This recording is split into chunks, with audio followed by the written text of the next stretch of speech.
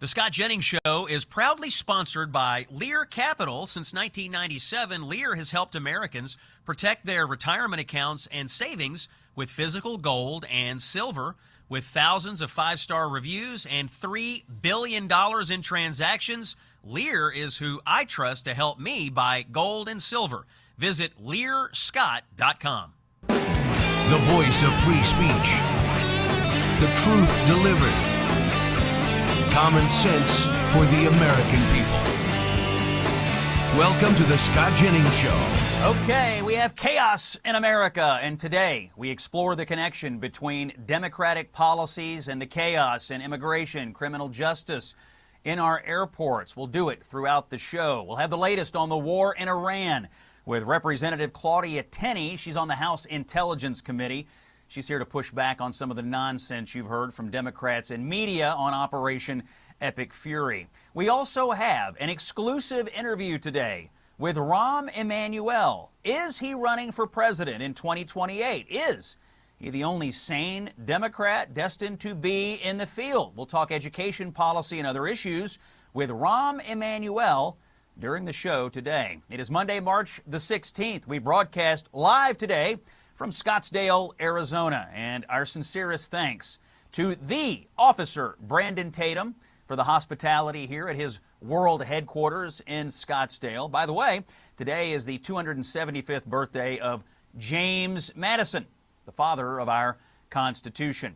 Let's get to the news today, and let's get to our prayers for our friend Susie Wiles, the White House Chief of Staff. The president just moments ago announcing that Miss Wiles has early-stage breast cancer. She is remaining in her post. They caught it early. Prognosis is good. And we pray for Susie and for all cancer patients and survivors who are out there. Reports in the New York Post today suggest that U.S. intelligence sources briefed President Trump last week that the new supreme leader of Iran, the new Ayatollah, Mojtaba Khomeini, is probably gay, as in a homosexual, not simply just a happy fellow. Now, this could cause a problem in Iran for a few reasons. Right now, we haven't seen the new supreme leader in public since they announced his ascension to the office. We have seen him portrayed in commentary and statements read by state media and as a cardboard cutout.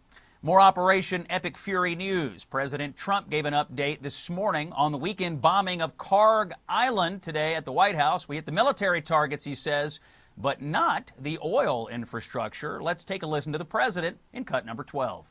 And as you know, we attacked Karg Island and knocked it literally, and destroyed everything on the island except for the area where the oil is. I call it the pipes. We left the pipes.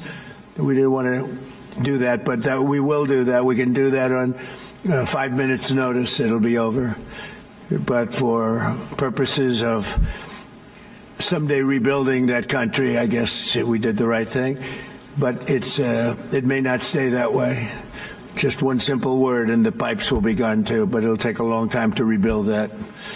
We are aggressively dismantling Iran's defense industrial base, and ability to rebuild its missiles and drone capability is getting down to close to zero.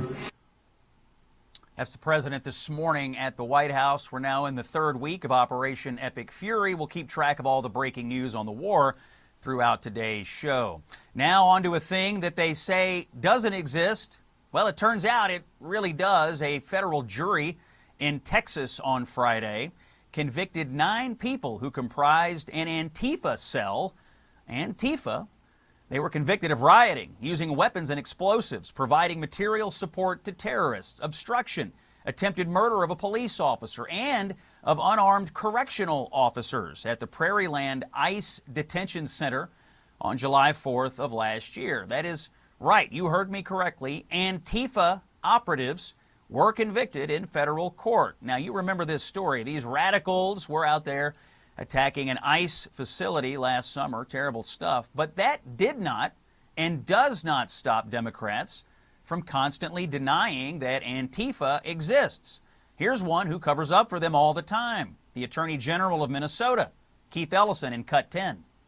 Because if there really is no Antifa as an institution organization, then anybody who's associated with Antifa-like ideas, can be persecuted. All you have to do is say, prove you're not Antifa. Well, how can you prove a negative? And suddenly they're just going to be able to use that to justify suppressing speech, arresting people, deploying ICE, deploying National Guard, deploying military. So the fact that there is nobody even knows what it is. Well, we know what it is in Texas now. A jury certainly knows what it is. 9 Antifa members convicted. Now, according to Attorney General Pam Bondi, while Democrats in blue states and cities continue to coddle or deny Antifa, the Trump administration, will continue to pursue these violent radicals who constantly pop up all over the place to cause chaos and mayhem. Speaking of, more of that, sadly, on our highways. An Ohio man and his 11-year-old son are dead, killed by a semi-tractor trailer, another one being driven by a migrant who speaks little English. Yvio Michel, 53-year-old man from Boynton Beach, Florida, was driving a Great Dane semi-truck on Interstate 75 when he failed to keep enough distance.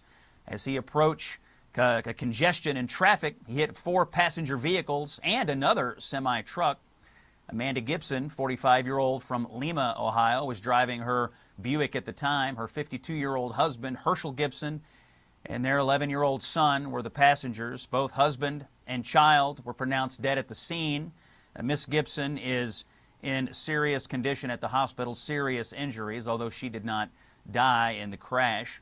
This migrant semi-tractor trailer driver, Michelle, was charged with 2 counts of negligent homicide, 2 counts of vehicular manslaughter, and failure to maintain an assured clear distance. Michelle, not a citizen, does not speak English, and yet is behind the wheel of a semi-tractor trailer. Now, this news comes as some 200,000 immigrant truck drivers will begin to lose their commercial driver's licenses as they expire under a new Trump administration rule that takes effect today. Can't come soon enough, in my opinion. Just too much of this going on America's highways. This new Trump administration rule bars immigrants who are asylum seekers, refugees, or DACA recipients from obtaining CDLs. We'll keep tracking this story as it unfolds. If you needed more evidence, by the way, that Northern Virginia is a complete disaster when it comes to public safety, well, here's the latest. You won't believe it. High school kids are being subjected to groping in the halls by an illegal immigrant inside their actual school. WJLA reporter Nick Minnock has the details in Cut 11. Hey, I'm Nick Minnock with 7 News. I'm learning a Fairfax County high school student is charged with 9 counts of assault and battery. And this student happens to be in the country illegally. ICE told me that he entered the country in 2024 and was released under the Biden administration. And now he's charged with assault and battery. ICE told me they lodged a detainer against this man who is in the jail, and Sheriff Stacey Kincaid will not honor that ICE detainer. Now, I looked into it and I spoke to parents of about a dozen victims who tell me that this man, who's 18, will soon be 19, and is a junior at Fairfax County High School, went behind their girls in the hallways at school, and he put his hands in between their legs. Nick Minnock from WJLA TV on that report. We're trying to get Nick on the show, by the way, to talk about this and other stories that he's breaking in Northern Virginia. But the sheriff there, Kincaid is the name, refusing to honor an ICE detainer to get this illegal immigrant out of our country. And meanwhile, high school girls are being groped in the hallway. New York City, the anti-Semitic attacks have grown so common that Mamdani's government is now changing how they are counting them in the statistics. NYPD says they're going to change up the reporting of hate crimes to make it appear that there are fewer of them. So in New York, they're not doing anything about the anti-Semitism or anti-Semitic attacks. They're just changing the numbers to claim they fixed it, when you and I both know they have not. Sadly, this happens all over the country in blue cities, manipulating police statistics to give off the appearance of safety when there is none. It's Scott Jennings reporting to you today on Salem. Let's get some news about aches and pains. Since discovering Relief Factor last summer, you know, we in the Jennings household have been very, very happy with this product. But there is something new from Relief Factor that you need to know. They have changed and improved the formula. You heard that right. An already great product is even better. Relief Factor has added a premium black pepper extract because it helps your body absorb high-quality key nutrients more efficiently. Simple terms, your body will get even more benefit from what you were already getting from Relief Factor. If you've been listening to me talk about Relief Factor, maybe now will be your moment. Or if you're already taking it, you should know you're getting an enhanced formula. It will be even better and work even smarter to reduce your aches and pains. Here's my advice. Start with a 3-week quick start for just $19.95. You really have nothing to lose. Go to relieffactor.com or call 1-800-4RELIEF. How would it feel to be out of pain? Maybe you will find out with Relief Factor. It's common sense for the American people. I'm Scott Jennings. Stay with us. More breaking news and insights after this. Hey, it's Scott Jennings. I have a message about crime. It's skyrocketing, and you may already own a firearm. However, before you face the financial, legal, and emotional weight of pulling the trigger, there's a smarter option. It's called Byrna. That's Byrna. Let me tell you about it. Byrna makes less lethal launchers that fire tear gas and kinetic rounds designed to stop an attacker for up to 40 minutes. That gives you time to escape and call for help without deadly consequences. Their best-selling compact launcher is sleek, slim, and incredibly powerful. It's about the size of a smartphone. It's ideal for concealed carry, comfortable, discreet, and confidence building. I got to tell you, I've used it, I've shot it. You would really, really be amazed at what this Byrna launcher can do. It fires at 400 feet per second with serious stopping power, enough to shut down a threat fast, and without the legal and moral complexity of lethal force. Byrna is proudly American. Over 80% of the components are U.S. sourced. Every launcher is hand-assembled in Fort Wayne, Indiana. With over 750,000 of these things sold worldwide, Byrna is best in class. And it's legal in all 50 states. No background checks. It comes straight to your door. Learn more about this at Byrna.com. That's Byrna.com.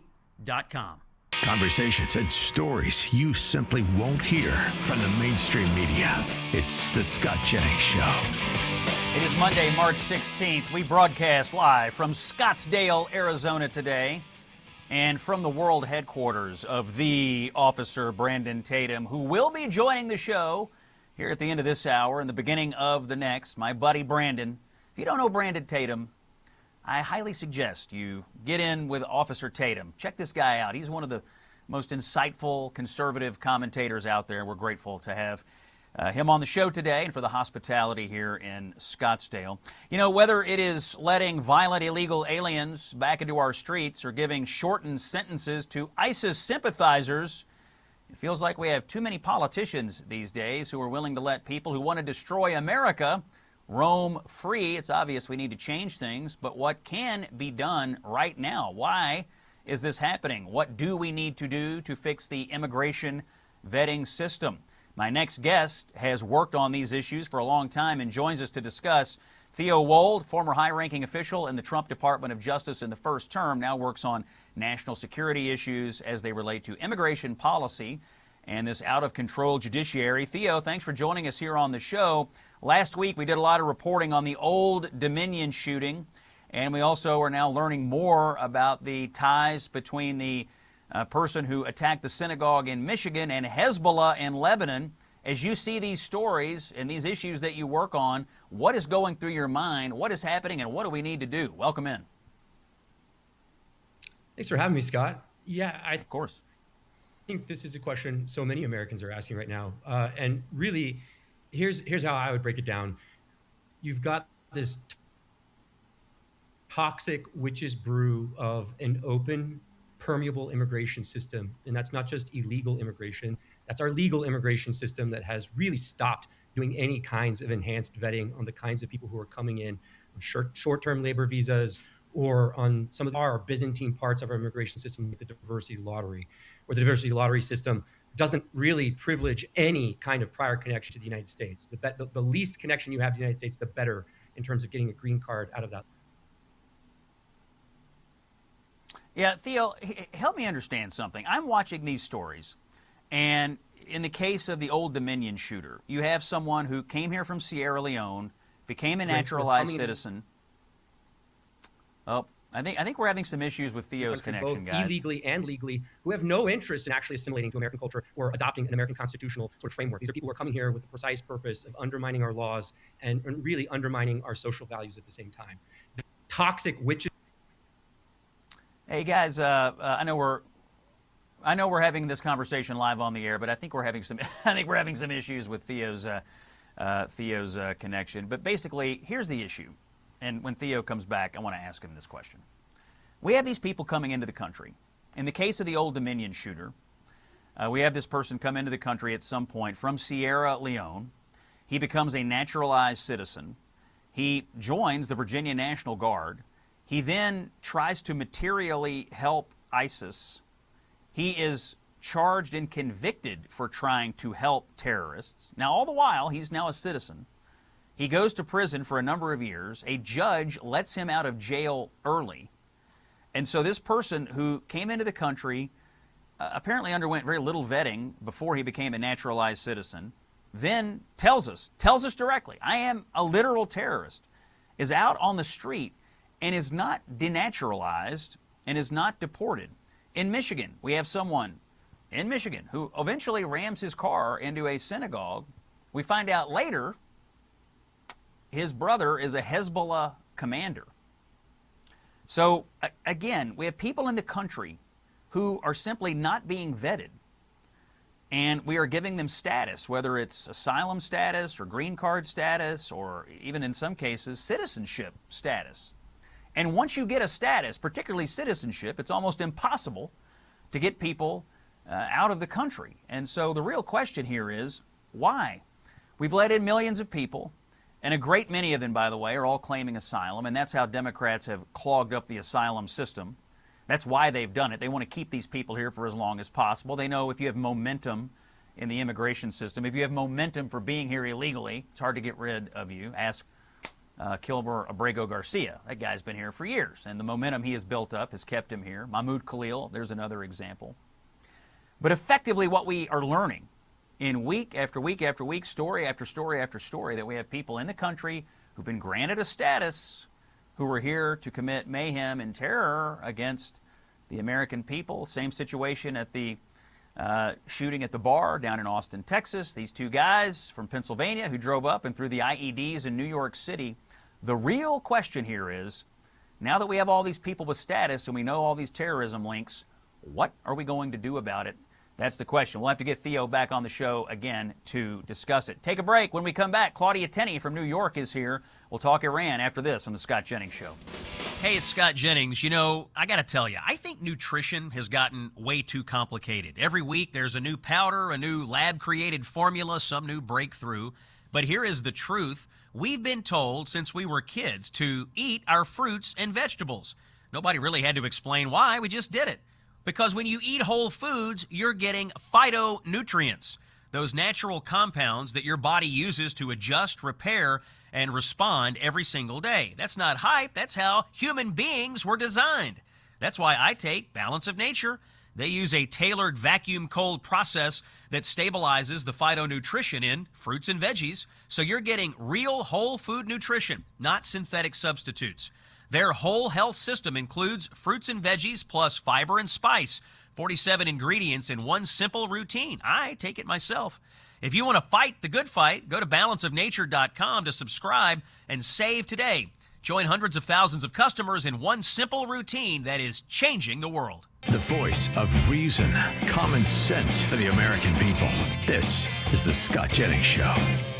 Monday, March the 16th. Thanks for joining us here on Salem. It's Scott Jennings, hoping to connect with Congresswoman Claudia Tenney from New York here in just a few moments. Want to talk to her about the latest developments on the war in Iran. Also, This buffoon, Chris Murphy, he's on the Senate Intelligence Committee. He keeps saying crazy things. I'm going to play that for her. I want to get her reaction. I think this guy, honestly, is walking into these Intelligence Committee briefings and coming out and lying through his teeth to the American people under the guise of, well, I've seen these things. You can't see it, but let me tell you. I think it's awful. I'm going to talk to Claudia about that. First, I do have a message that every parent or grandparent needs to hear. More kids are being targeted online right now than ever before. These gaming platforms, social media, messaging apps, they're not being protected very well by big tech, frankly. Although I would note the other day the Energy and Commerce Committee did pass the App Store Accountability Act. That's a step in the right direction. But things are happening right now. And these companies, they profit from all this screen time and engagement. Predators slip through the cracks. Our friends and partners over at Childhelp, as you know, they run the National Child Abuse Hotline. They hear from kids every day who wind up in one of these games, one of these chat rooms, and they tell them stories like, I've been contacted by an adult who misrepresented himself, and, you know, they're demanding things from me like pictures. They're threatening to call my parents. These kids are being groomed and manipulated by these predators in these apps and in these chat rooms and in these games. So Childhelp, here's what they do. They have the hotline. They have trained counselors. The kids get in touch with them. They save these kids. They save these kids from these predators. They help calm them down. They help give them a plan to get out of these situations. And that's why Childhelp matters. It's why I support Childhelp. And I donate to Childhelp. And I specifically donate because I want kids to have someone they can call to help them get out of these harrowing situations. $27. That's what I'm asking you to donate. Drop in the bucket, folks. $27. If you can save one child from child abuse, that's all it would take. That's what fuels one of these calls to the National Child Abuse Hotline. So make your donation today. Go to childhelp.org/Scott or text Childhelp to 94878 and donate. Again, just $27 today. Joining me now on the line, House Republican Conference member of the Intelligence Committee as well, also on the Ways and Means Committee, Claudia Tenney, Congresswoman from New York. Welcome back to the show, Representative Tenney. We're glad to have you today. So great to be on. And I just want to say thank you for your terrific speech at the Republican Issues Conference down in Doral. It was fantastic. Everyone loved it. And I got to tell you something, everybody wants a copy of it. So I don't know if you have one, but we'd love to get that. I will forward a copy to you, and you can distribute it to all your friends. And I was honored to be asked to talk to the members of Congress down there, and it was a wonderful setting, and we had some great conversations about the future of our country. So honored by your compliments, and thanks for the invite. Representative Tenney, I want to start with the issue of Iran. Something that's been bothering me for the last few days is one of your colleagues over on the Senate side. His name is Chris Murphy, and he is a senator prone, I think, to wild hyperbole all the time. But they let him go to the Intelligence Committee over in the Senate, and then he comes out and says crazy things like this in cut number 3. Let's listen. I just came from a 2-hour closed-door classified briefing on the war.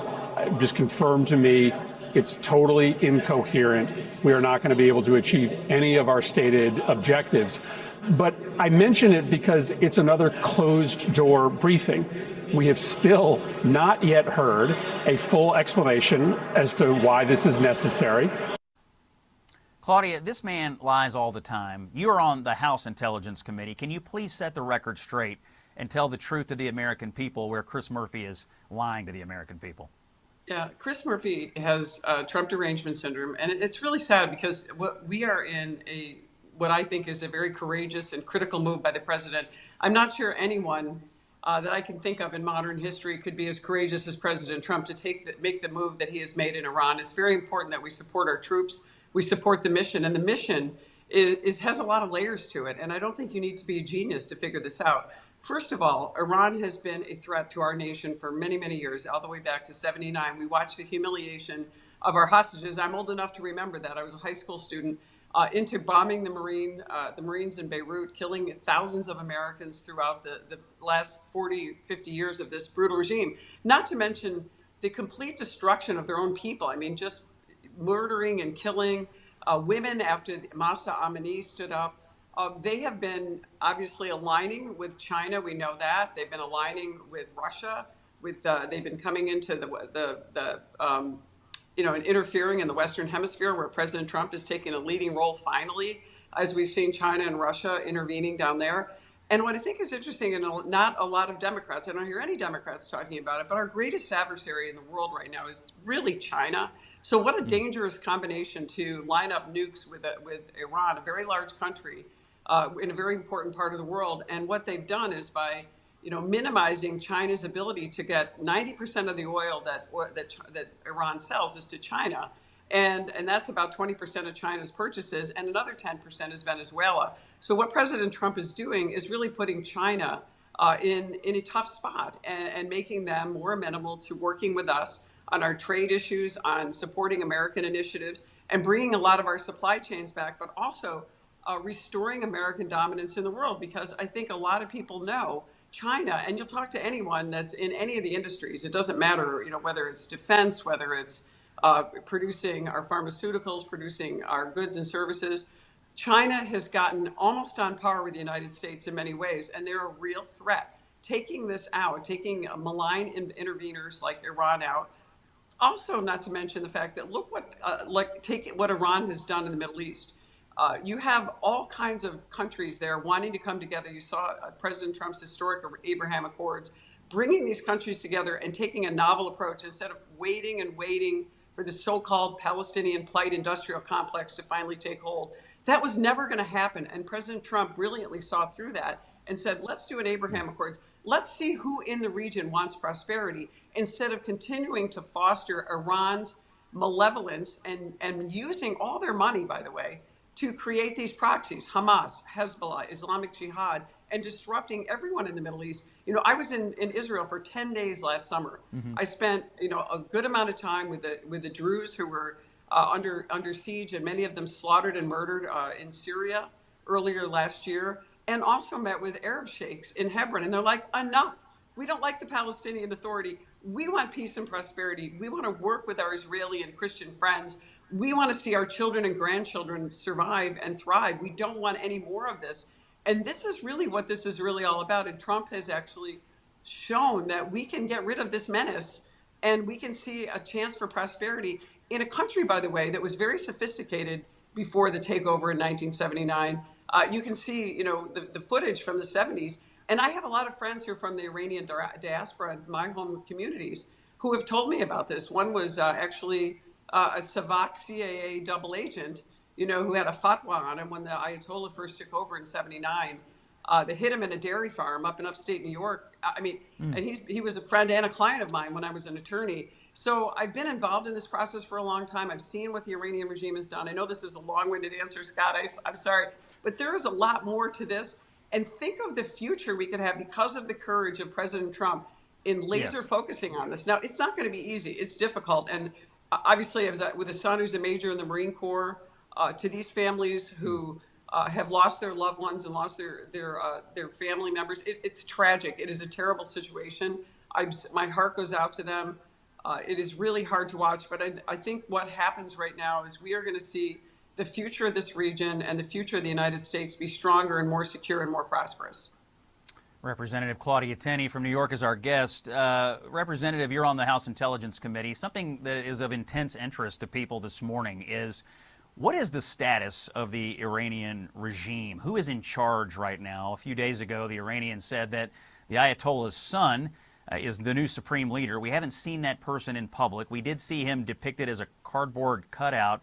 And the New York Post is reporting today that the president was briefed recently that he is in very bad shape, that he's severely injured. We think he's alive. And then they may have also told the president that this man is a homosexual, which I'm not certain how would work at the top of this regime in Iran. I know there's a lot of things you hear in your intelligence briefings that you can't tell us. But what can you tell us? What is the status of the leadership of the regime? And, are they on shaky ground right now? What do we know, and what can you say? Yeah, I think they are on shaky ground, but we've seen that they have a lot of resources, and they're retaliating against a lot of people in the region, especially, surprisingly, some countries who would be more aligned with them. But we know that he has had some major damage to a leg, that he may be hospitalized. or in a hospital, an intensive care situation. We don't even know if he is. We've heard reports that he's in a coma. I'm going to be going down to the Intelligence Committee room today to read some of the reports and the latest on that. I haven't done it yet. We'll be down there this afternoon in a meeting. Whatever is open source or unclassified, of course, we can talk about. But it looks like he may or may not be able to even function. We don't know. Whether he's a homosexual or not, I don't know if that matters. I think there were reports that he was actually having issues, that he was related to, male issues. And I think that's what the rumor was going. He had to go to England to get some kind of, I don't even know if I want to go down that road. Something. Yeah, to we read it. Yeah, I guess the point is that they made an announcement of this new Ayatollah. No one's really seen him. There's all this other intelligence about, we'll just call it lifestyle issues, which again probably wouldn't be a problem in a Western nation, but in Iran, where you have a theocracy in charge, and we know what they do to people over there. It all seems very strange. And of course, as we're prosecuting a war as Americans, we're just wondering, what is going on there? What does the regime look like? I've got about 30 seconds, and 30 seconds only. I want to pivot to one other topic, and that's the idea of budget reconciliation. We heard when I was down with you all at Doral the other day, a lot of people want to do it, and I heard a few folks in the conference throwing a little cold water on it. Just 30 seconds. Can we get budget reconciliation done? Can we pass a bill to advance the president's agenda this year in the spring? I think everyone wants to get all the rest of the things we did not get done in H.R. 1, the Working Families Tax Cuts done with the Reconciliation 2.2. The big issue is, can we get it done? Do we have enough votes in our House with a one-seat majority, and can we get it through in the Senate? That's the only issue. There's a lot that we'd like to continue to do, but there is so much that we have gotten done and so much that Republicans need to talk about that was in that bill last year. That is a groundbreaking bill. Yeah, it really was. People are looking for action. Let's hope the team pulls together. Claudia Tenney of New York, thanks for joining us. We have to take a break. When we come back, Brandon Tatum, the Officer Tatum, is here on the Scott Jennings Show. Stay with us. The very definition of never back down. Here's Scott Jennings. It's Monday, March 16th. We are broadcasting from Scottsdale, Arizona today, and we are in the world headquarters of the Officer Tatum. My man, Brandon Tatum, is here, and I've said this to you many times. Dear listeners, if you don't know Brandon Tatum, follow this man on X, on Instagram, whatever. He's one of the greatest conservative commentators. I think one of the most important cultural voices we have right now. Thank you for having us in again. We always love being here.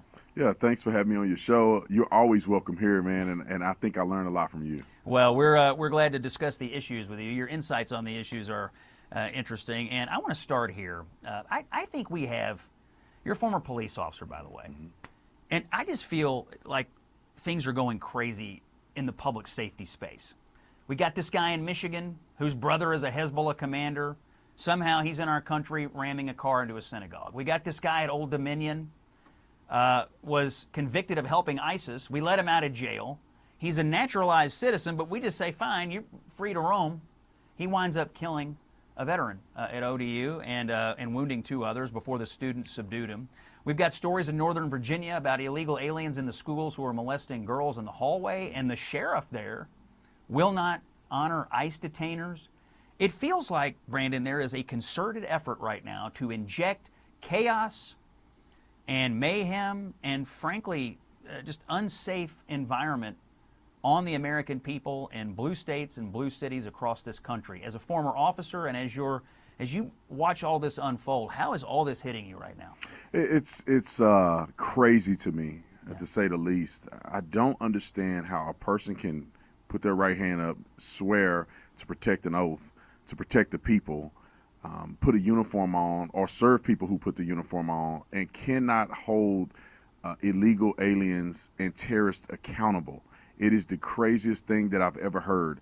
I honestly believe, to your point, that this is intentional. Yes. I do not believe that if Donald Trump wasn't the president, that they would be doing the same thing. They want to create chaos. They want all these illegals to be in our country. They knew terrorists were coming into our country way back when they were letting them in. It wasn't just illegal aliens. This wasn't just migrant workers. They knew terrorists were coming into our country, and they wanted it that way. And therefore, they can control the narrative. And now that Trump is the president, they wanted to escalate even more. This chaos theory, I think you're dead right. They want people to believe there's chaos, and then they want voters to say, well, who's in charge? We'll punish them. The reality is, who's causing the chaos? Let's also look at the airport right now. Department of Homeland Security remains shut down because Democrats will not open it. We're getting a lot of reports, and I've been in them and talked to people who've been in airports the last few days. The lines are getting longer and longer and longer because the TSA guys have now missed 2 paychecks. Some of them have to go take other jobs to feed their families. This is also chaos. And I would say if we're having less TSA scrutiny at the airport, also the possibility of more problems of people getting through. This is purely a Democratic ploy. It's a stunt. And it's chaos on travelers, but it may be more chaos just in terms of safety at the airport. Well, I hope that people are smart enough to realize who's the problem here. Just because you're enduring it under the Trump administration don't mean it's Trump. It means that when you look at who's not passing a budget, they can do it, but they refuse to do it. I saw Cory Booker on TV just the other day making up lies and being deceptive. Why? This is the American people. We're all one. It don't matter who's the president. I don't care if Joe Biden was in office. I want him to do well because that means our country does well. But for some reason, they can't get Donald Trump because they know that ICE is doing the right thing. They want to virtue signal their way out of, truth and transparency in law enforcement, and especially against immigration or illegal immigrants. But the crazy thing is they don't want that. They don't want to work with him. They want it to be terrible. And I'm hoping that people see that so they can vote for the right party, because Democrats are just diabolical at this point. Yeah, there's a lot of anti-American sentiment out there. We've got a war going on, and I see Democrat politicians. I mean, you can tell they want this to fail. They want us to fail at war so they can say, told you Donald Trump is terrible. They want chaos in American cities so they can say, told you they can't govern. They want chaos at the airport to say, told you nothing's working. But it is affirmative and aggressive actions they are taking to cause the chaos. And honestly, this anti-American sentiment, the idea that we have to live in a failed state, or it was a lady on CNN the other night. She said, in the war with Iran, America are the bad guys. And then we're fighting this regime. Look, Brandon Tatum is here. He's our guest. We're going to take our break. He's sticking around for the top of the next hour. This is the Officer Tatum, and I want you to hear everything he has to say. It's common sense for the American people. I'm Scott Jennings in Scottsdale. More after this. If the leftists haven't had enough yet, there's more. This is the Scott Jennings Show. Okay, it's Monday, March the 16th. Scott Jennings here, broadcasting on the road once again, live from Scottsdale, Arizona. I am with the officer, Brandon Tatum. We're in his world headquarters today, so that's the room that you see. We're going to talk to Brandon in just a moment after we do a quick check of the headlines. USA Baseball last night eked out a 2-1 win against the Dominican Republic. Great game. Amazing baseball played last night, and so the Americans will now go to the championship game, and they play the winner of Venezuela versus Italy. Italy on a historic magical run in the World Baseball Classic. This just into the show, Attorney General Pam Bondi has announced a legal victory for the Trump administration on immigration. The First Circuit Court of Appeals has ruled that the Trump administration can continue deporting illegal aliens to third world countries. In New York City, Mayor Mamdani has his latest tax proposal out, and it has to do with New York's estate tax. He wants to move it to 50% and have it kick in at $750,000 instead of the $7 million that is current. So that would be absolutely higher taxes on middle-class families coming out of Mamdani. And speaking of similar issues, and this coming out of California, billionaire Uber co-founder Travis Kalanick is joining the growing exodus from California. He's now moving to Austin, Texas, just weeks before a proposed wealth tax in California would have targeted his estimated $3.6 billion fortune. So that's a check of the headlines. We'll keep track of the breaking news throughout the hour. You're listening to The Scott Jennings Show. We're talking to our friend, the officer, Brandon Tatum. Brandon, tell the people, what's the best way to consume Brandon Tatum content right now? Is it Instagram, YouTube? Like, where do you want people to go first to get into the Brandon Tatum world? Well, I say I've created a situation where I'm omnipresent. So anywhere where you want to consume content, I'm there. Facebook, all of that. YouTube is my biggest channel. We upload every single day on YouTube, and then Instagram is my second. and we upload quite often there, and I post some other fun videos there too. All right, YouTube. So The Officer Tatum on YouTube. Now you're, I guess, conservative influencer. I always use the term commentator. That may be old-fashioned, but that's what they call me on CNN. But you are an influencer because, you know, what you say does have a tremendous impact. In the conservative ecosystem right now, we have like influencer wars going on. We have podcaster wars. We have people sniping at each other. It's gotten quite personal and quite nasty. A lot of it is over the issue of the war, and frankly, let's be honest, a lot of it is over the issue of Israel and the Jewish people. You have been an outspoken supporter of Israel. You've been an outspoken supporter of the president's posture on Israel, and you and I are both watching a lot of conservative influencers right now take a totally different position and, you know, dipping into these conspiracy theories. When you see all this happening, kind of lay out your position for us. How did you arrive at your views on this? And also just as it relates to conservative politics, I assume you agree with me. This is terrible. Terrible for the movement, this infighting and sort of falling to these conspiracy theories and sniping as opposed to staying focused on the true problem, which is the left and what they're trying to do with America. It's very interesting, Scott. You made a great observation. I wonder how much of this had to do with Charlie Kirk, you know, because Charlie Kirk almost was holding all this back. I don't think we had this much infighting and this much, you know, hatred towards one another on our own side until Charlie Kirk died, and I think it created a vacuum, and now everybody's jockeying for a position. I'm right, this person's right, or whatever the case may be, and I think it's absolutely terrible for us because we are traditionally on the right side of history. If we work together, we will dominate in politics. We'll dominate in the midterms. I don't think a Democrat will ever be elected to office again, ever, unless they completely change. But instead, we're being ignorant by fighting over stupid stuff that should not matter. But it's a spiritual battle, and I think that's what it has come down to, and this is the reason why we have to continue to endure and not capitulate, because people that are on our side, and I think is the side of common sense, the side of understanding what God said about Israel and all of the above, people on our side have to hold firm, even if it does cause us rift between our side, because those who are going out, turning their back on Donald Trump, acting like as if we're not superior in this war, acting as if we're not executing this war for the benefit of our country too. Yeah. And you know, the conspiracies and all that stuff, like that, those people have to be challenged, and we can't capitulate to try to make amends and be nice to them because it could cause us political ramifications. We have to hold the line no matter if it's left or right. Yeah, I heard Megyn Kelly the other day say that the soldiers who've died in this war, the American soldiers, said that they died for Israel. No, they died for their country. They wear American flags on their uniforms. And they're involved in a righteous cause here. The commander-in-chief is doing the right thing. Now, if you want to oppose that, that's fine. But once the commander-in-chief makes a decision and our troops are committed to battle, I don't know. I just think if the family members of those soldiers heard someone on the right say, oh, they died for another country. No, they died as American heroes. 100%. I just thought that was a despicable thing to say, honestly. Look, if you want to have a policy difference with Trump, fine. These are soldiers. They have families. They are proud of their service to the American government. And as conservatives, I just think we have to talk about these military families better than that. 100%. And the only reason that I think Megyn Kelly and others are even questioning how they died or who they died for is because they have Israel derangement syndrome.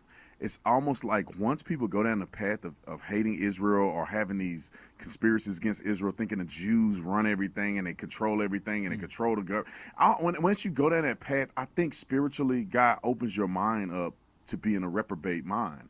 Like you're no longer protected in your consciousness and you're willing to be deceived and say anything, even if it's nonsensical. She knows better than to spit in the face of men and women who put their uniform on to say that they died for a foreign country. She's not serving. She don't know what they are thinking. She don't know what their families represent. She's never served in the military. She don't know what the command is. She's never been to boot camp. She's never put the uniform on. So how dare you tell anybody what reason they died? Last time I checked, when they died, they had an American patch on their sleeve, and they swore an oath to protect this country, both foreign and domestic. That's what our military service is. And for somebody to be so ridiculous because they hate Israel or whatever they feel about Israel, that they're willing to say that. I mean, I think she wouldn't even say Iran, but she felt like she had to balance it. She wanted to just say they die for Israel. Because, and if you notice, all of the same characters are saying the same thing. Yeah. Not even with nuance. They're just flat out saying, this is Israel's war. What? I don't understand what the obsession with Israel is. America is a superpower. We run the world.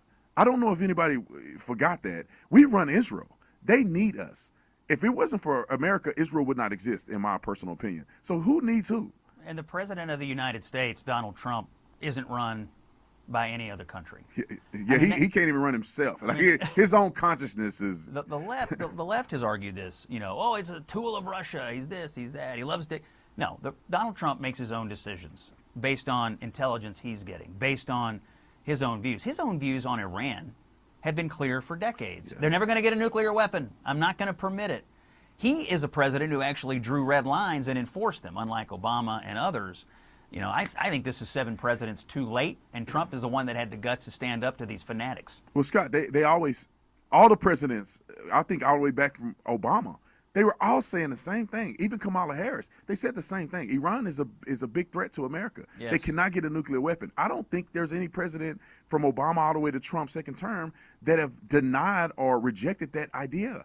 It's been the same all the way through. It's only because Trump is doing something about it. When you make a claim, this is the thing about the difference between the left, and it's called wusses. The left are wussies. They're cowards. They talk a lot, but they don't want to do nothing. And that's the same thing about how we see our military.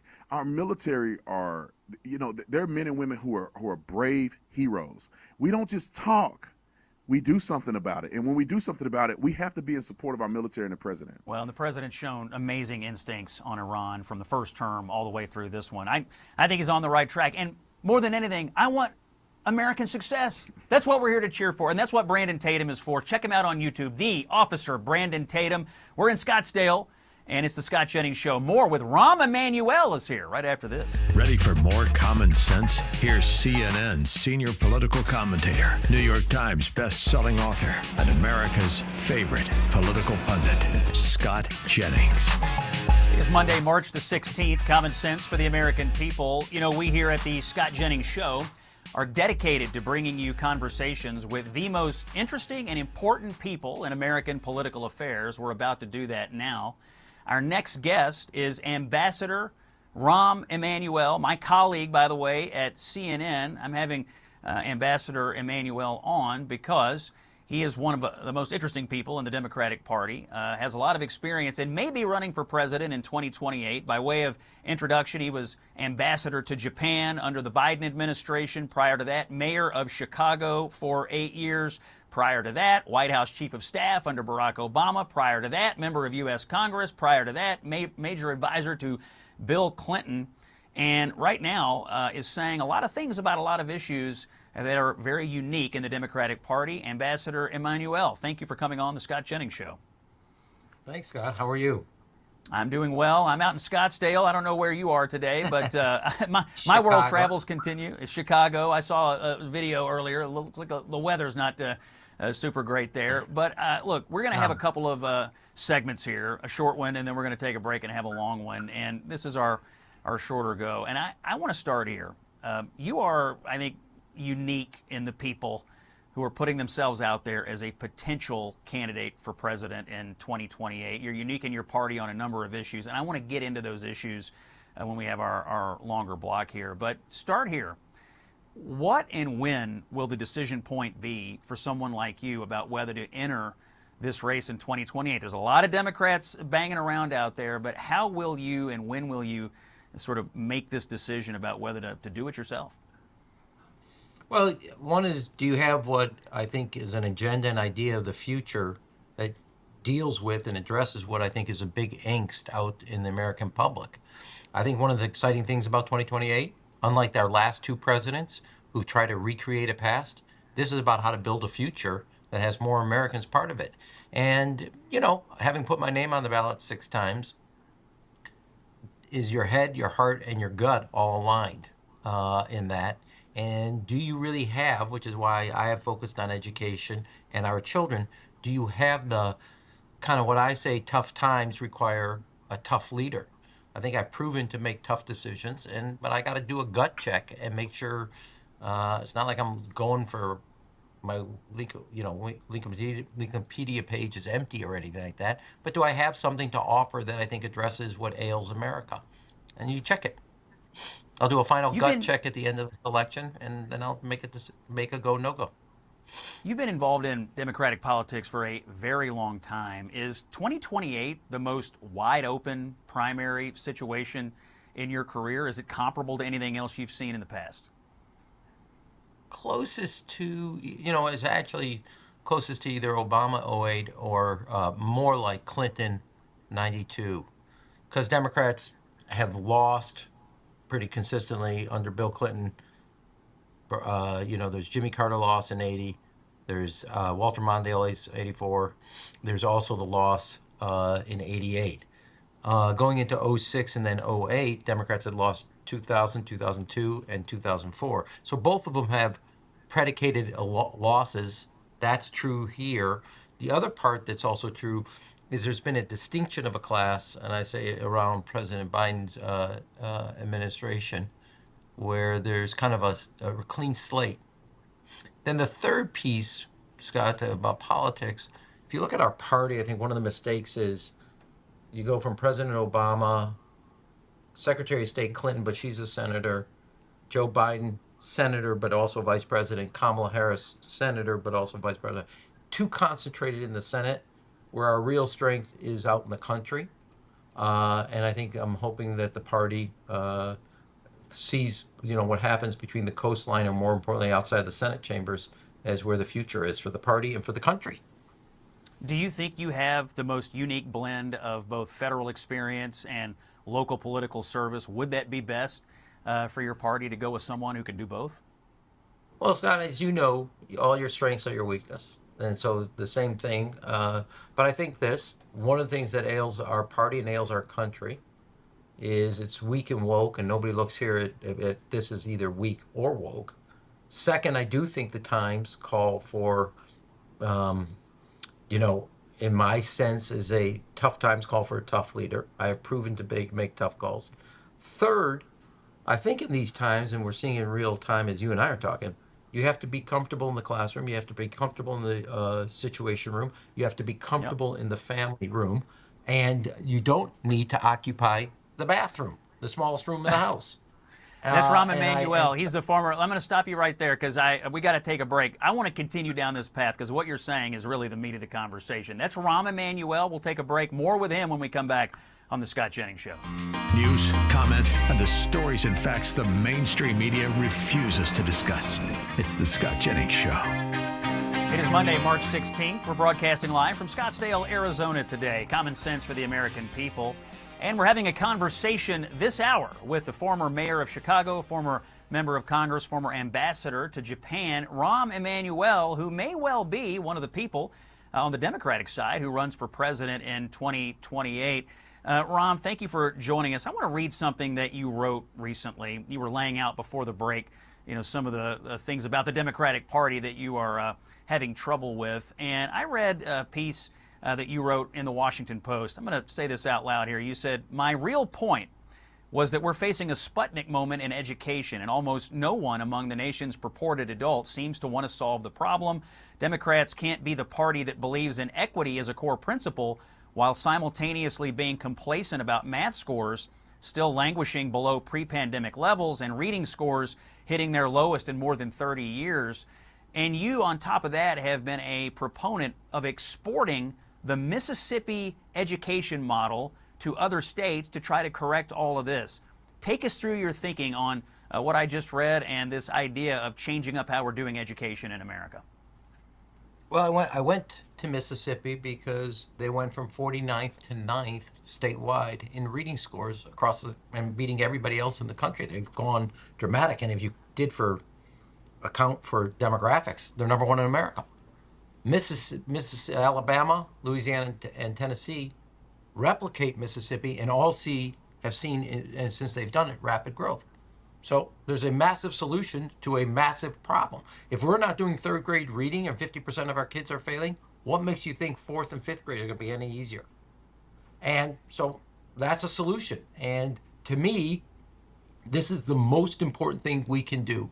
I grew up in a period of politics, Scott, where you had Governor Clinton, Governor Hunt, Governor Riley, Governor Zell Miller, Governor Lawton Childs, Governor Winters. These guys were leaders in education, meeting Ronald Reagan in the Nation at Risk report that kept us on a 30-year trajectory of improving by fits and starts our reading and math scores. And if I ran for president, this is going to be a cornerstone, because you can't get to the middle class without having an education system that provides you the ticket. So I went there. I've laid out a total reform in high school. We did this in Chicago. 50% of our kids were graduating with college credit out of high school. We went from a 56% graduation rate to an 84%. We also then, the other piece I did, you couldn't get your high school degree without showing us a letter of acceptance from either a college, a community college, a branch of the armed forces, or a vocational school. And we had 98% compliance with that requirement. So and then in 2 weeks, I'm going to do it in community colleges, and then eventually I'm going to do the BA. But I'm going to reform the entire system so it meets the challenge of the 21st century. And that's how you unlock a future for people. But our party got caught into bathroom and locker room access and never focused on classroom excellence. We were all wrapped up about a pronoun one child wanted to use and lost sight of the fact that 30 of her classmates couldn't tell you what a pronoun is, couldn't define it. And as a parent, as somebody who in the mayor took on and improved reading scores, math scores, to where Stanford called it the single best of the top 100 school systems in the country, this is fundamental. Now, if you don't like it, don't vote for me. If I decide to run, I'm comfortable with that. Tell me something about politics, the politics of education, though, inside the Democratic Party. Obviously, we have a conservative audience here. Our perception is that the education, vectors inside the Democratic Party are almost entirely dictated by the teachers' unions. They've not been fans of some of the states that you mentioned that have seen dramatic improvements in reading and math and other test scores. How would you deal with that as a candidate for president, balancing the needs of a major constituent group, which would be the teachers' unions, versus what you've observed are very real-world positive outcomes of reforms that may have come over the objections of those unions? Well, my own take on this, Scott, the truth is Republicans have abandoned public schools and Democrats have abandoned standards and accountability, and our kids are falling through the cracks. There's enough blame to go around. Now, my question is, how do you fix it? I went to Mississippi because they've showed us the road forward. I think based on Chicago, I have something on high schools. Lay it out on what I did on vocational ed. You serve the armed forces. When you come out, 10,000 signing bonus to go into becoming a tradesman. But we have to reform this, and there's enough blame. Now, I also think my results speak for themselves. Yes, the teachers' union leadership will be against. But I said this at AEI conference over the weekend, I just want to be honest. Is that a challenge? Sure. But you know what's a bigger challenge? Poverty and broken families. Now, if you told me, based on the fact that here in the city of Chicago, third largest system in America, which is the biggest challenge fixing our schools? I would tell you poverty and broken families are a far bigger challenge than one constituency or interest group. And I'm the one person on this radio show that actually has gone toe-to-toe. Didn't talk about it. Did it. Now, I used to be 6'2" and 250 pounds, and I'm only 5'8" and 148 dripping wet right now. But I've done it. But I'll tell you, the real challenge for a child getting acquiring reading skills, acquiring math skills, our force is far bigger than any single teacher can handle. The other part of navigating this is just being honest and frank with people. There's enough blame to go around, but there's a place telling us a solution. I don't care that it's a red state. It's a state in the union of this country, and they've shown something. They've never thrown their towel in on a child, and that's what I want to hold up and make as a not only example, I'm going to fund that. You adopt phonics and the methodology of Mississippi, we're going to help fund it. You adopt this new high school model, race to the top, we're going to adopt it. To me, there is no do-over. The Jennings children don't fail school. Well, it's time that Scott Jennings and Rahm Emanuel don't fail the next generation. That's on us.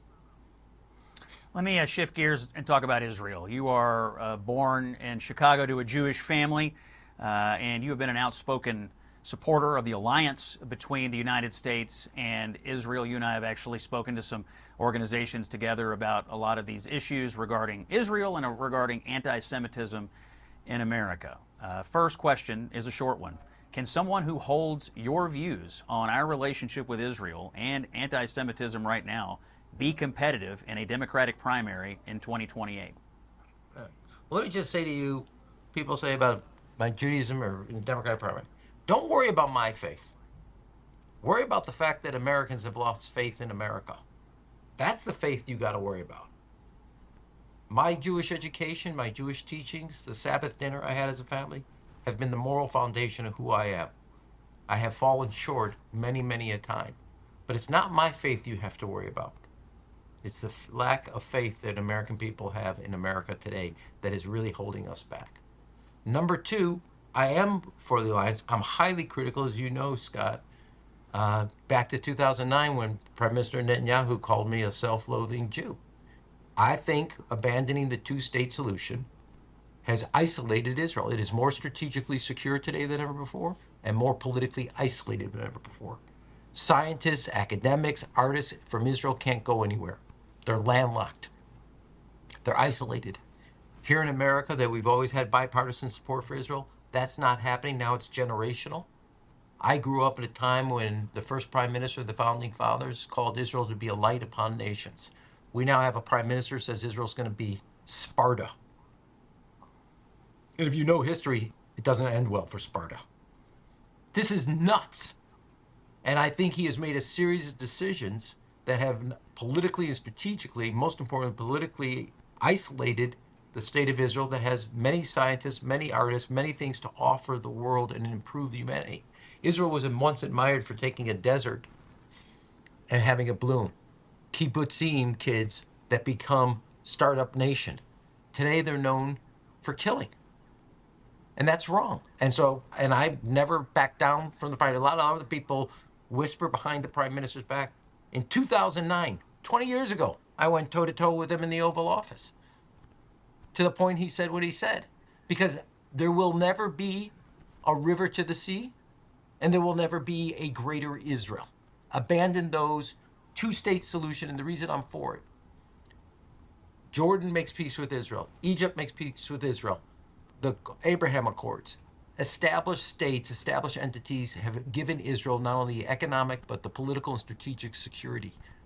Standing up the West Bank as an independent entity like Ariel Sharon, like Yitzhak Rabin, like Ehud Olmert, like Ehud Barak, all of them saw that as key to Israel's security.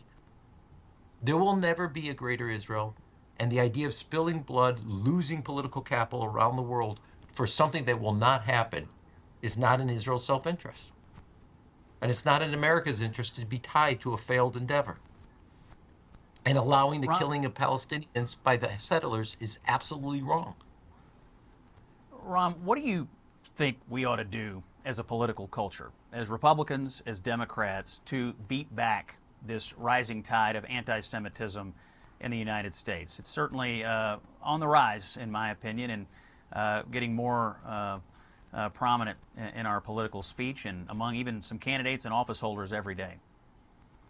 Well, one of the things I think is, I said this outside of this country, there was a beautiful, the Imam of Australia when there was a shooting in Sydney, his prayer was incredible.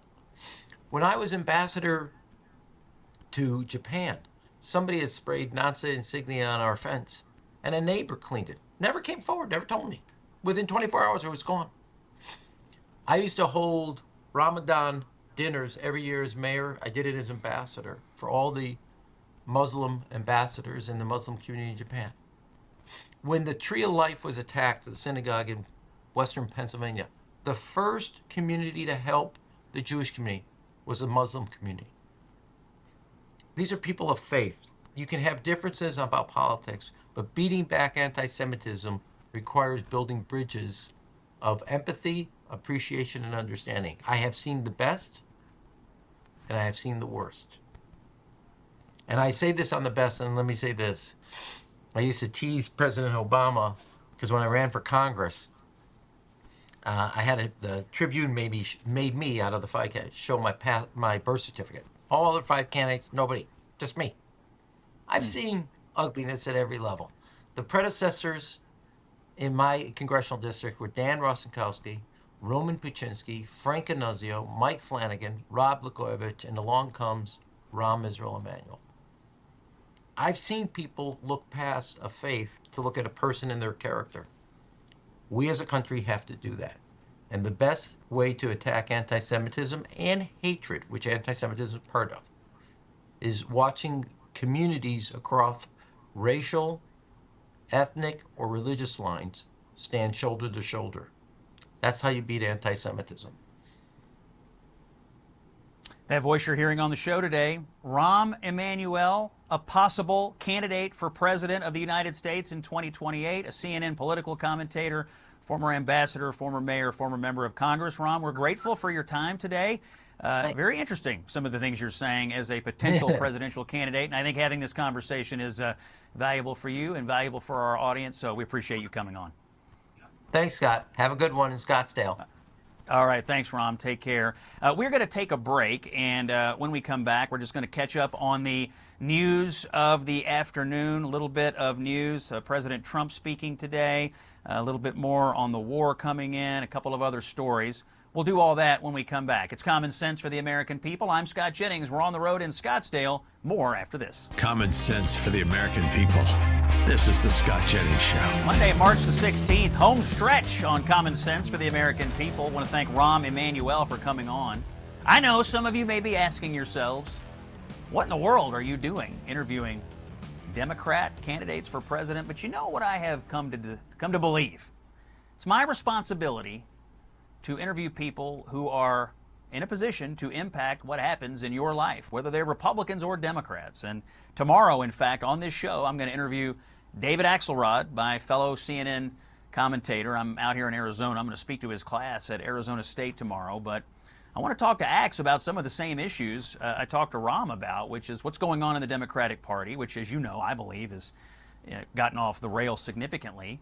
Rahm believes that too. Now, we may not see eye to eye on a lot of issues, but seeing eye to eye on the reality, that's important. And he sees eye to eye, I think, with a lot of you all out in the audience on the idea that the Democrats have gotten out of control with the woke stuff, that they've gotten out of control with education and taking their eye off the ball of results. I think these are valuable conversations for us to be having, and I'm gonna keep doing it because I love the cross-pollination here on the Scott Jennings Show. By the way, we did talk a little bit about Israel there with Rahm, and as we have been discussing, Operation Epic Fury is raging, and in the Holy Land, it is still true. We have missiles falling. The red alert sirens are filling the air, and when those sirens go off, they got about 15 seconds to get down to the bomb shelter. You don't have much time. I've been there. I was there last summer. You don't have much time, and it's at times like these when freedom and faith become something other than abstract ideas. They become exactly what you depend on in a moment. And that's why I want to bring you this message from the International Fellowship of Christians and Jews. They are on the ground in Israel. They are preparing large-scale distributions of life-saving food and first aid and emergency essentials. It's going to go to security personnel. It goes to hospitals, emergency rooms, and these bomb shelters. They want to make sure they have supplies, medical supplies, food supplies in the shelters where people are hiding from these rocket attacks. The people who are impacted the most, frankly, here are the sick, the elderly, children, people that have young children. They're the ones who depend the most on the work that's being done by the International Fellowship of Christians and Jews. If you want to help this mission and stand in prayerful support of Israel, I encourage you to go to supportifcj.org. That is supportifcj.org. This is a chance. You say you want to stand with Israel and the people of Israel, and you want to stand with the people of the Holy Land. Go to supportifcj.org. This is your moment. This is your moment to put your faith in action right here. A little bit of news before we break up the show today. sounds like, and this is just coming into the Scott Jennings show, over at the White House, the president is going to sign an executive order this afternoon. You might remember that he previously, in the State of the Union, announced that Vice President Vance is going to be the point man in the administration on tackling all this fraud going on all over the country. That's being put into operation today. Let's listen to the White House Press Secretary Karoline Leavitt in cut number 7. What about President Trump signing this fraud task force executive order with our vice president? Yes, later this afternoon in the Oval Office, the president and the vice president will formally launch their executive order and their task force against fraud. This is another promise made and kept by President Trump. He announced this in his State of the Union address and announced that the vice president would be overseeing this task force. So this is really going to establish a whole of government effort to fight fraud at both the state and the federal level in every state across the country. We look at states like California and New York. We know there's been hundreds of billions of fraudulent schemes that have ripped off American taxpayers. So we're going to turn every page to find and identify this fraud, to prosecute the individuals who are engaged in it. This will be, again, a whole of government effort led by the vice president, and the president will be signing that in the Oval Office this afternoon. That's the White House Press Secretary Karoline Leavitt. All I can say to this is good. I got into it on CNN the other night with them, by the way. You know, they all of a sudden we're at war with Iran, and the report came out that at that point the war had cost $11 billion so far.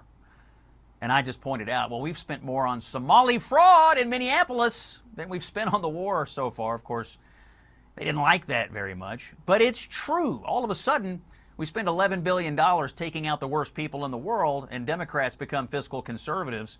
But they look the other way on all this fraud in Minnesota, New York, California. Hundreds of billions. The GAO report, in fact, maybe up to $1 trillion in fraud. Now the president putting Vice President Vance in charge of it. We'll take a look at that on the show tomorrow. Really appreciate being here at the studios of the Officer Brandon Tatum. Check him out on YouTube. We're still in Arizona tomorrow, live on campus at Arizona State. I'm Scott Jennings. Thanks for listening. See you then.